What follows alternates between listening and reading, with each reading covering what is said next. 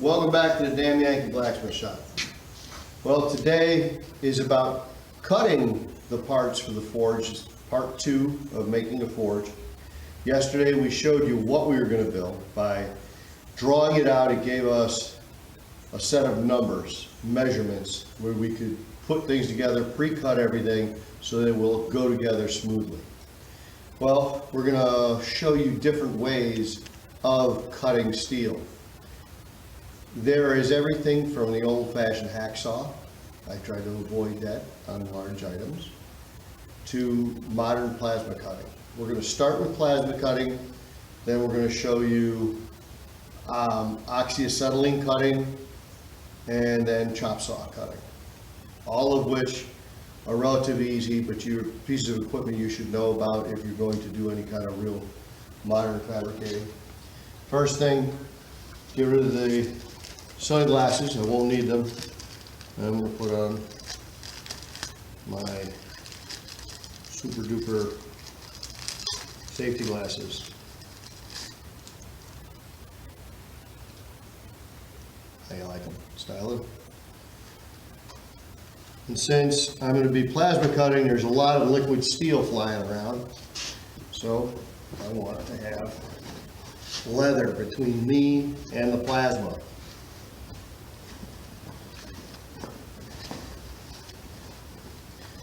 And for you grumpy old guys that have been doing this for 30 years and say, I can do it in a t-shirt, I do it in a t-shirt every day.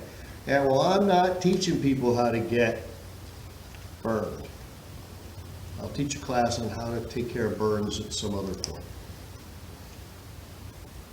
See all the holes in this jacket? All the little spots? Those are burn holes. That's what happens when liquid steel hits cloth. Synthetic cloth melts and sticks to the skin underneath, whereas leather will burn through, but it doesn't melt. And the same with cotton and wool. They burn, but they do not melt.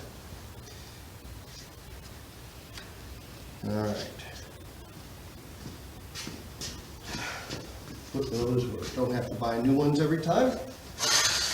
Now, first thing we're going to do is we take soapstone and we measure the size of the material that we want. This is 1/4 inch by 8 flat plate. And I've already measured it to 36 inches. Now we have a rough cut on this side, so I have to cut it on this side and again on that side. I've already marked it, and I've given myself about a 1/4 inch distance from there to here. That is because the nozzle of the plasma cutter is about a 1/2 inch wide. So I need that 1/4 inch to center the cutting space over the cut. We turn the plasma cutter on, and we turn on the air, which I should have done before.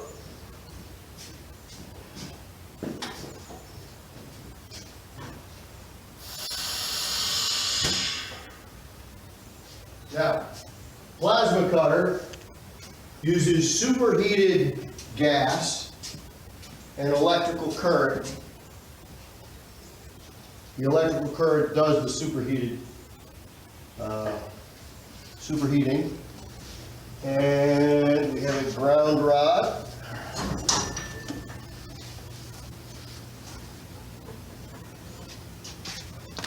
And a torch.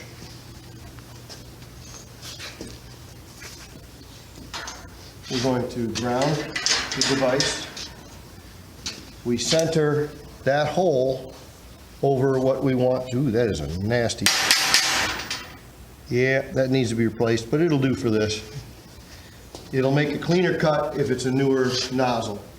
If you're doing something artistic, you definitely want it to be a clean tip. This is just blatant cutting. Now, I'm going to want my hood, which is right back here, because the plasma is burning at about 3,000 degrees. Actually hotter than that, but it's melting the steel and it'll be injurious to your eyes if you watch it. So, there you go. And you line it up.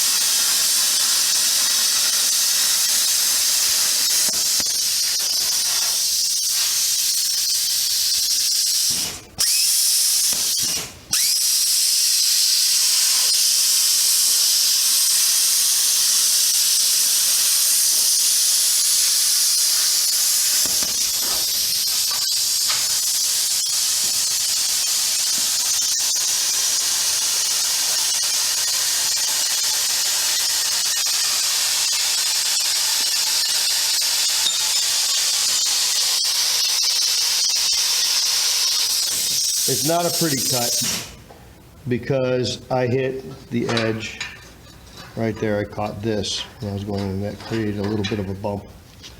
And it's not a clean nozzle. But we're going to fix that. We're going to move this. And we're going to cut again here. We're going to cut another 36-inch piece here. We're going to cut a 16-inch piece and a 10-inch piece. That will leave us another 10-inch piece in the center, located about here, that will be where the fire pot goes. Okay, that's it. I'm going to cut these with the plasma torch, and then we'll be back with oxyacetylene cutting here in just a minute. All right, well, I didn't like how that plasma cut episode went, so I'm leaving it in there for the talking, but I'm going to show you how a clean plasma cut will work. Now, I replaced the electrode, and I replaced the nozzle, and this is how it's supposed to cut.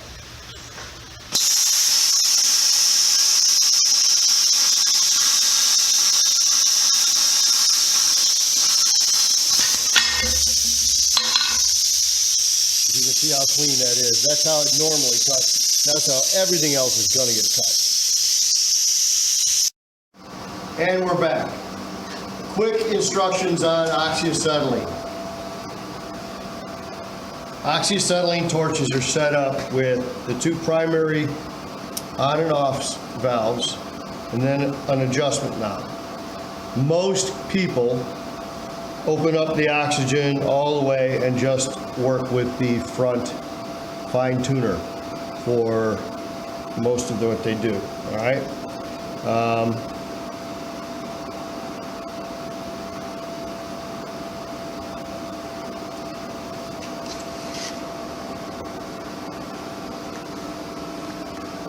I'm going to turn them all the way off.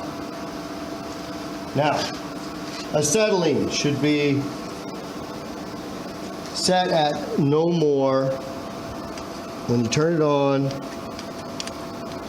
you have the amount of pressure you have in your tank, and then the amount of flow you're going to get through here. Now, this is set at slow. We're going to turn this dial in. As you screw it in, your gas will go up. You see how that went up? I move it up to right about 5. Some people go up to as much as 7. Your oxygen, never turn your acetylene on more than a quarter turn. That's so you can turn it off quick in an emergency. That's the explosive gas. Oxygen is an oxidizer. It increases the acetylene's ability to cut. Now when we turn this on, we turn it on all the way. And we stop it out to keep it from leaking.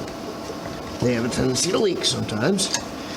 Your flow, your pressure is right there, and your flow should be around anywhere from 25 to 30. I keep mine right at 30. 5 and 30 are the numbers I use. Some people use 7 and 21. I've seen a lot. Here's the key. Never turn your acetylene over 15 pounds. It is dangerous. Anybody that works with acetylene and knows what they're talking about will agree with me. Do not turn your acetylene over there. Now, once you turn on your acetylene, you're going to use a striker, and you get lit fire. You back it off until you get little floaties in the air. You turn on your oxygen all the way here, and nothing happens. I adjust it by my constant flow right here. And there's where you want to watch it. Now, if you see that piece that's moving back out, in and out, I'm controlling that. That's called the feather. You want to bring your feather down to just about gone. When you pull your trigger, you can fine tune it. Well, my nozzle on this is kind of dirty too. That's why it's snapping and cracking. But it'll work for what we're doing. We're going to turn this off.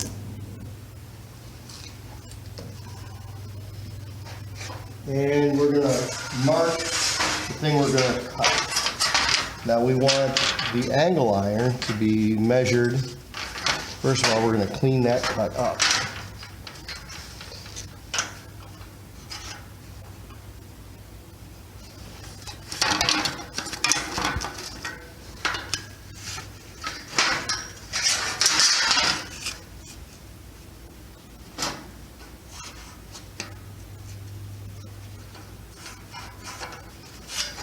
And we're going to come 2 feet from that point, 24 inches, right there. We get a nice quick marking.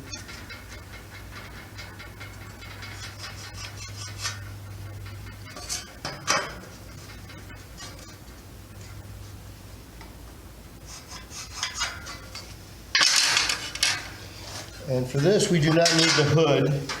Cutting goggles will be fine. We're going to put some weight on the inside of it. And just cut it like that. No electricity involved in this one, folks. So we're going to use the cutting goggles, which are over here. You can use either cutting goggles or you can use a hood. The cutting goggles are not as dark as the hood usually. I want to reset the hood, but they're darker than sunglasses.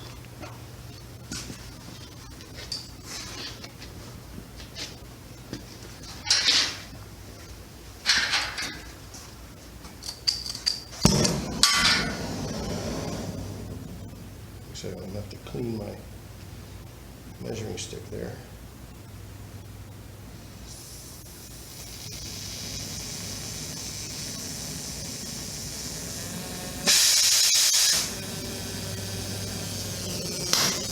Now,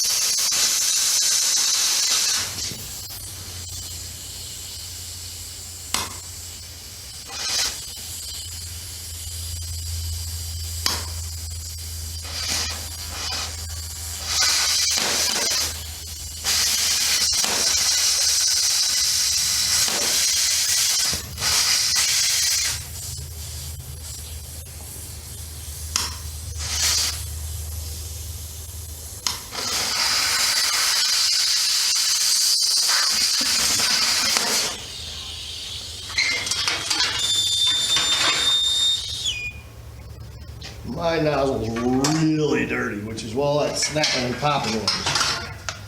Now, since I've pre-measured that, I can do the rest of this with grinding. and clean that up. You can see why oxyacetylene is not my preferred method. It's a little slower and it's a little nastier. There are some guys that are artists with it. I'm not one of them. Now, that's it for oxyacetylene. And I'm gonna put that there. Next thing we're gonna do is the chop saw. So let me get set up with that and we'll be right back. Okay, now, the legs and the cross pieces below the deck, we were making the deck for it earlier. The legs are going to be 1 inch square tube, which is right here. Now, that's going to be 30 inches a piece. We're going to take our measuring stick.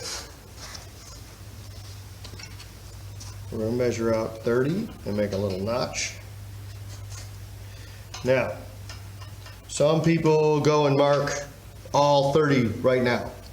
I do not advise that because the chop saw will take a little bit off, and if you cut them all without paying attention, they will all be different sizes. That's why it's far more important to get them equal. I will cut this one and I will use it as my measuring for the rest of them. Get rid of the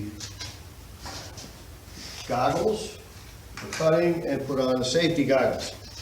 Chop saw will throw a lot of sparks.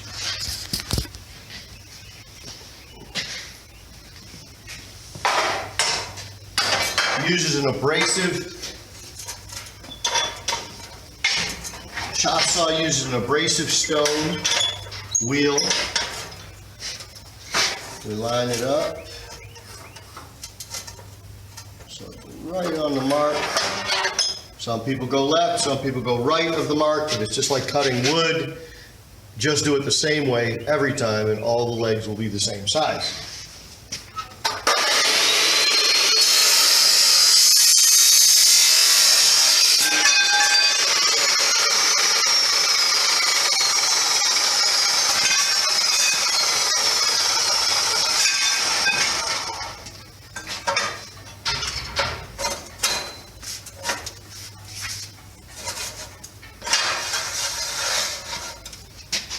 I line up my ends here, wearing gloves because they're rather warm right now.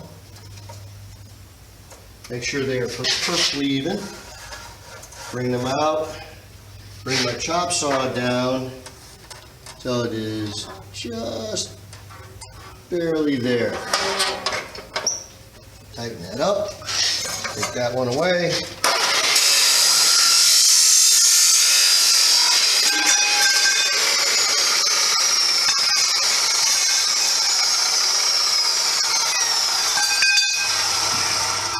And we have 2 of the legs set. I can adjust those with the grinder a little bit later. I can get all 4 of my legs, and since I know